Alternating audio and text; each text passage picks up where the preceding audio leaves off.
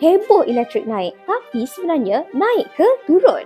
Mesti ni I nak share dengan you all semua. Mulai 1 Julai 2025, tarif baru diperkenal. Tapi 85% rakyat tak terkesan. 23.6 juta pengguna akan nikmati manfaat langsung yang lebih adil dan juga progresif. Apa yang berubah? Ni yang paling best. 1. Tarif asas turun ke 45.40 sen per kilowatt. Bil kekal stabil untuk penggunaan biasa. Guna waktu bukan puncak iaitu dari 10 malam hingga ke 2 petang dan hujung minggu. Ni lebih jimat. Bil lebih telus, component charge dipaparkan jelas. Bantuan diteruskan RM40 untuk miskin tegar, 10% diskaun untuk sekolah dan juga rumah ibadat. YB Fahmi Fazil kata, ini bukti reformasi besar kerajaan dalam sektor tenaga dengan manfaat kepada rakyat tetap jadi keutamaan. Jadi, apa kesannya? Kos tarif keseluruhan turun sampai 19% berbanding sebelum ni. Tarif lebih adil, lebih telus dan galakkan penjimatan.